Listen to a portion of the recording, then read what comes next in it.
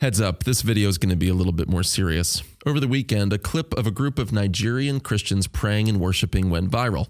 It shows them standing and singing in the charred remains of their church, burned down at the hands of Islamic Fulani militants in an attack that killed 5 believers. The persecution happening in Nigeria is one of the most violent on the planet, and it's been going on for years. It goes mostly unnoticed in the media because, well, there's simply no overseas regime project that talking about it would actually help to prop up. Besides, it actually goes against the regime narrative to remind people that there's still such a thing as violent Islamic terror aimed against Christians. Fortunately, Christians are acting.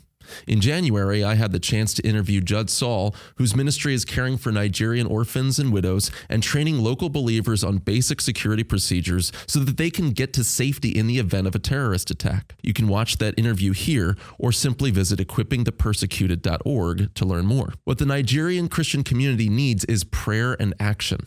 What it doesn't need is grandstanding. Well, what do I mean? Well, for some reason, the memo went out on X that this video was a chance to dunk on conservative evangelicals in the West.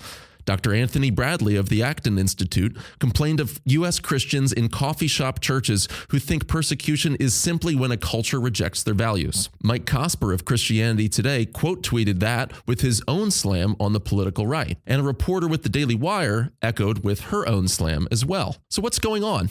Well, there's a couple of different things. First, yes, let's admit that it's true. Few, if any, Westerners in general, or Americans in particular, know the horror of being attacked directly by Muslim terrorists, having their churches burned, their women assaulted, and their homes destroyed. And we are to obey Romans 12 and weep with those who weep and rejoice with those who rejoice. So compared to most of the world, Christians in lands like ours have indescribable freedom. So much freedom that we're putting coffee shops in churches, which I agree is a problem. And we should be slow to play the victim card while enjoying more blessings than all the past generations of Christians have ever had combined. But what's also weird is the psychology of someone who logs on to X, watches a video of this beautiful, broken worship happening in the midst of persecution, and immediately thinks, hey, now's my chance to counter-signal other Christians. It's similar to the thrill that David French gets for some reason by denouncing the Ten Commandments. It's just weird. Instead of weeping with those who weep, it's the equivalent of seeing a person weeping and then going over to another person who's weeping for something else unrelated and telling them to shut up and get over it. It's kind of the Jesus juke of all Jesus jukes. It would be like your mom telling you, hey, you're upset that your dog died? Well, suck it up, honey. There's starving kids in China who just wished they had dogs. Okay, don't think about that last one too much. There's always someone else out there, though, who's suffering worse than you. But that doesn't make your circumstances any less important. And fortunately, God doesn't grade his children on a sliding scale like that either. He cares for Christians in Nigeria, and he cares for Christians in the U.S., and everywhere in between. There's simply nothing to be gained by comparing, except for those, hey, I mentioned poverty, look how spiritual I am, points. The problem with those points is that they're like, whose line is it anyway points. They don't matter because the games are made up. The show where everything's made up and the points don't matter. What's more, that made-up comparison game is just meant to shut you down from caring about what's actually happening around you. Hey, you, stop complaining about CRT in schools. You should be thankful you're even getting an education at all. See how it works? This line of thinking forgets that persecution always starts somewhere. My friend Chase Davis mentioned that his church in Tolerance Utopia, Boulder, Colorado, was kicked out of its meeting space because they preached the Bible, and then the building that they're renovating was vandalized with rocks and graffiti. Let's also not forget that in the West, we're arresting Christians who pray silently in front of baby unaliving clinics, and in the US, now we're imprisoning those same types of people for more than 5 years too. The point isn't to play the victim card and compare our situation to that of the Nigerian Christians. The situations are obviously completely different. We have a Christian heritage. They largely don't.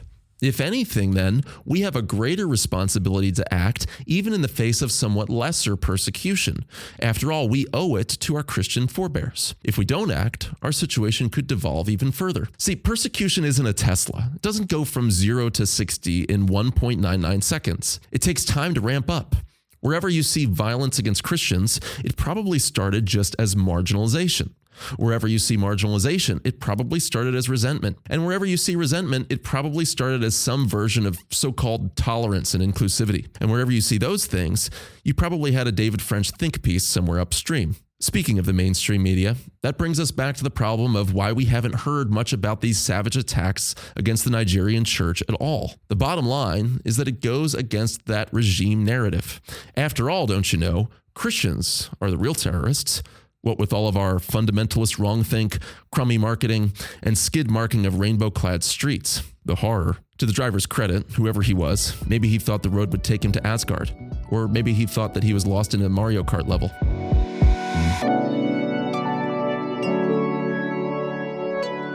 Thanks for watching. All jesting aside, please pray for Nigeria. Remember, again, you can learn more about what's happening there and how to help by watching my interview with Judd Saul on the Missions Podcast. Just click this link.